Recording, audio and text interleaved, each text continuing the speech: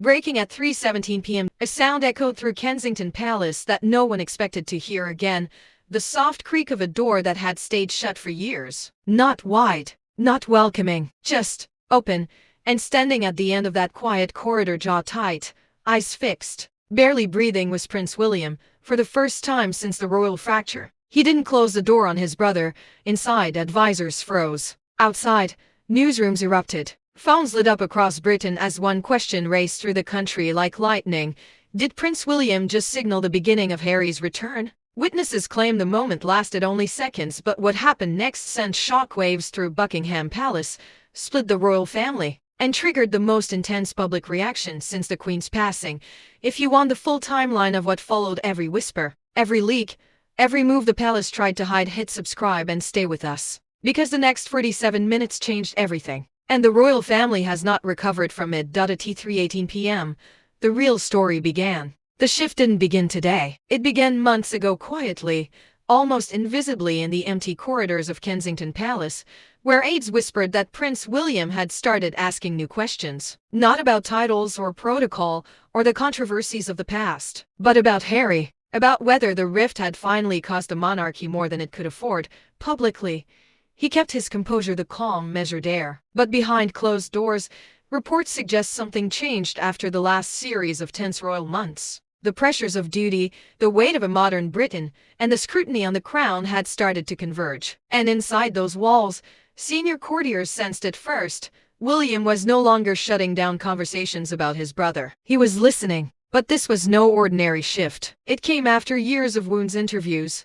memoirs, silence, distance. 4 long years of a family line stretched to breaking. 4 years in which Prince Harry carved out a life an ocean away, while William remained anchored to tradition, responsibility, and the expectations of a nation. Yet beneath the surface, something more human lingered: shared childhood memories, a bond forged long before palaces and press briefings, a bond that neither interviews nor headlines could fully erase.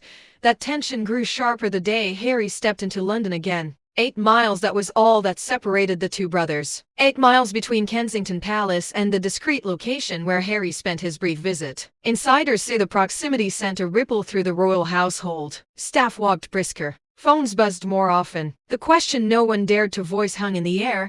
Could this be the moment? But the moment did not come. They didn't meet. They didn't speak. Not yet. Still, something shifted. Reports claim Harry extended what sources called an olive branch gesture.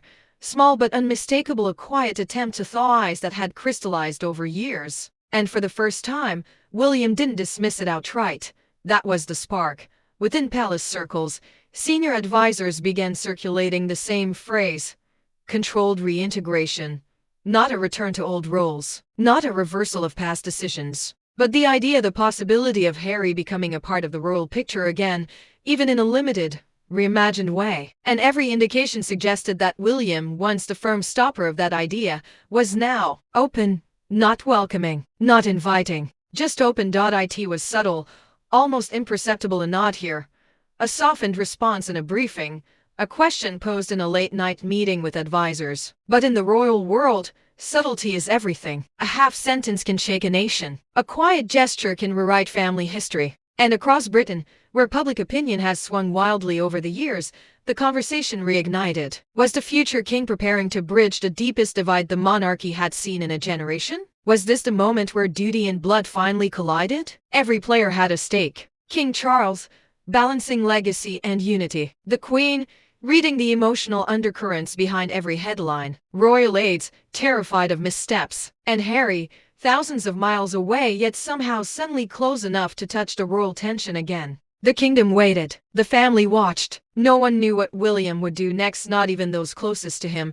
But everyone sensed the same thing. The door wasn't wide open. But for the first time in years, it wasn't locked. The news didn't break with an announcement. It leaked the way all royal tremors do, through half-whispers, insider quotes, and the sudden tightening of tone across every major broadcast. By early morning, the story had ignited. One headline after another asked the same burning question: has Prince William finally opened the door for Harry's return? The nation reacted instantly. Outside Kensington Palace, cameras clicked like distant thunder. Reporters stood shoulder to shoulder, breath forming clouds in the cold air, waiting for a sign, any sign from inside. The pavement buzzed with speculation. Some whispered with hope.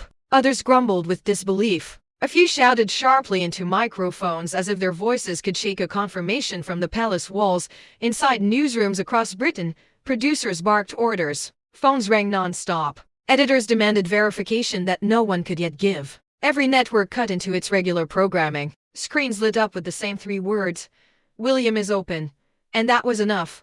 On social media, a storm exploded. Thousands of posts flooded timelines within minutes, some filled with relief, others brimming with anger. One message went viral instantly: "If this is true, it changes everything." In pubs from Manchester to Cardiff, people debated over pints, arguing as if the monarchy were happening in their own living rooms. In London buses, commuters leaned forward, earbuds pulled out, listening to strangers dissect the brothers' feud.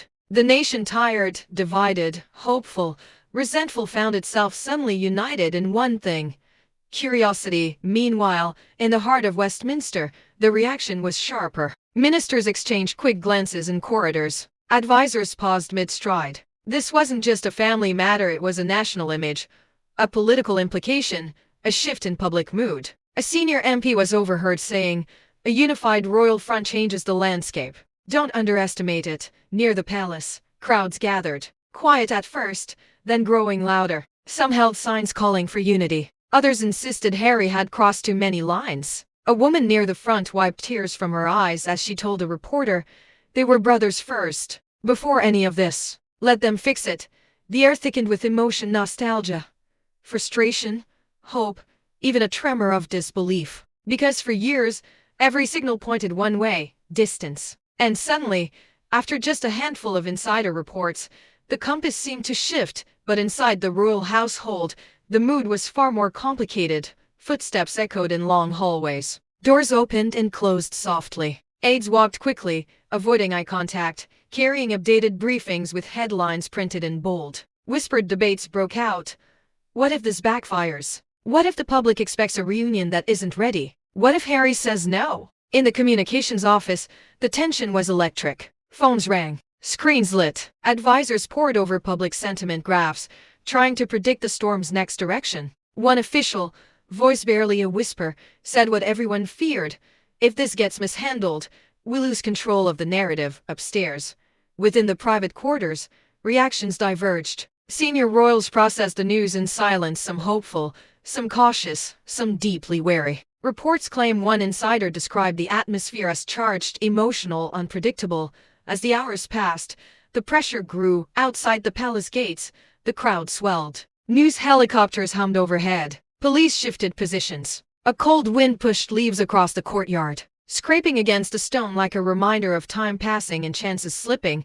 And in that noise, Britain waited for one thing: a sign from Prince William himself. His openness had sparked a national wave. But without his voice, the story grew louder, faster, more unstable. Every minute that passed deepened the tension. Every silence became another headline.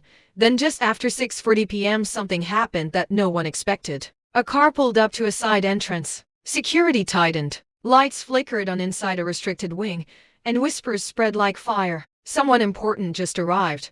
What happened next would push the monarchy to the edge and force Prince William to make a choice he could never reverse. The car's engine faded into the cold evening air, but its presence lingered like a warning bell. Curtains shifted in upper windows. Security formed a discreet perimeter. Inside Kensington Palace, every corridor felt tighter, every breath sharper. Someone important had arrived, but no one outside knew who. In the communications room, an aide clutched a vibrating phone, eyes wide. "It's confirmed," she whispered. Another aide stepped closer. "Who is it?" But she didn't answer. She only swallowed hard, turned, and walked briskly toward the private staircase upstairs. In one of the palace's lesser-used drawing rooms, a quiet, lamplit space usually reserved for personal briefings, Prince William stood alone. Shoulders set, jaw tense. He stared at the polished floor as if weighing the entire future of the monarchy in his next breath. Then came the footsteps, slow, heavy, hesitant. Not Harry's, that much became clear instantly. But someone who mattered, a senior royal advisor, one of the closest confidants William has relied on for a decade, stepped into the room. He shut the door behind him. The soft click echoed like a verdict. "Sir," he began, voice low, The situation outside is escalating. Public sentiment is accelerating faster than we anticipated. Unity polls have surged. The press is framing this as the biggest royal shift in years. William didn't look up. I know, the advisor exhaled. We have a problem. A moment of silence. The kind that crackles. Then William lifted his eyes sharp, steady, unreadable. What kind of problem? The advisor stepped closer, lowering his voice. Harry's side has responded. The room froze. Not publicly. Not through interviews or statements, but through quieter channels, the ones that never appear on television. A message had been sent. Not combative. Not demanding. Just cautious. A single line. A simple signal. And William had to answer. What did he say? William asked quietly. The advisor hesitated, then replied. He said, he's willing to talk, but he won't walk back what he said before. He won't pretend the past didn't happen. William closed his eyes for a long, slow moment. The weight of that truth settled on him like stone. The years of strain. The words spoken. The silence that followed, none of it could be erased. But something else lingered beneath it all. The part no press release could explain. Blood. Childhood. Loss. A bond built before titles demanded. Loyalty and cameras demanded perfection. A soft knock interrupted the tension. Another aide slipped inside. Breath unsteady. Sir, you need to see this. She handed William a tablet. On the screen, live footage of the crowd outside the palace. Bigger, louder, emotional. People chanting one word. Reconcile. William watched silently as the camera panned across tearful faces, flashing lights, homemade signs demanding unity, healing, closure. Britain, tired of division, was pleading for something the monarchy wasn't ready to give. Slowly, William set the tablet down, and then he said it. The words that would shake the palace. I'm not ready to forgive everything. But I won't let this family fall apart on my watch. Not now. Not like this. The advisor looked stunned. Sir, that means William cut him off. It means I'm giving him a path back. Not a full return. Not the old life. But a path. If he wants to walk it. The room fell utterly silent. And then came the moment, the one that would define the night. William turned toward the doorway, his voice steady as steel. Draft a statement. No details. No promises. Just one line. The Prince of Wales believes the door to family remains open. The advisor stared at him. Sir, that will explode globally. I know, William said. And let it. Downstairs, as aides scrambled printer's word, and phones lit up with frantic calls, William stood motionless, a man torn between brotherhood and duty, yet choosing both. At 7:12 p.m. Kensington Palace released a line. No photos. No elaboration. Just a message. The world changed in minutes. Social media crashed under the weight of reactions. Major broadcasters cut to emergency coverage. Crowds screamed as the statement reached them. Inside the palace, senior royals stared at their screens, some stunned, some relieved, some deeply unsettled. But the most important reaction wasn't public. It came quietly, privately, from across the ocean, when Harry replied with a message of his own. No fanfare. No press. Just a single sentence. If the door is open, I'm willing to step inside. It was the line William never expected to read, and the one that would push the monarchy past a point of return. Night settled slowly over London, as if the city itself needed time to absorb what had happened. The crowds outside Kensington Palace thinned, their chants fading into tired murmurs. News presenters lowered their voices. Cameras dimmed their lights. Even the wind seemed to soften, brushing against the old stone walls like a long, uncertain sigh. Inside the palace, the frenzy had finally quieted. Phones stopped vibrating. Printers fell silent. Aides walked more slowly now, drained, carrying the heavy knowledge that history had cracked open in front of them, not with a coronation, not with a scandal, but with a single sentence sent across continents. William remained in his private study, the door half closed, his figure outlined by the warm glow of a desk lamp. The paper with his drafted statement lay in front of him, creased at the edges from where his thumb had pressed too hard. He hadn't moved it. He hadn't touched anything since. He just sat there, letting the night breathe. From the courtyard below, faint echoes rose, the distant hum of departing journalists, the soft static of radio switching off, the murmured conversations of officers returning to their posts. It was the sound of a country settling down after a storm it didn't expect. But the real storm, the one inside the monarchy, had only just begun. In another wing of the palace, senior royals sat together in a dimly lit room where no cameras would ever be allowed. Some stared at the carpet, others at the flicker of a dying fire. No one spoke at first, because everyone understood what William's sentence meant: not reconciliation, not forgiveness, not yet, but the possibility of it. A door that had been sealed shut for years was now ajar, just a fraction, just enough for hope or trouble to slip through. Across the ocean, Harry's message lay on a private device, its screen still glowing faintly in the dark. His reply had been simple, honest, not triumphant, not defensive. Just, open. If the door is open, I'm willing to step inside.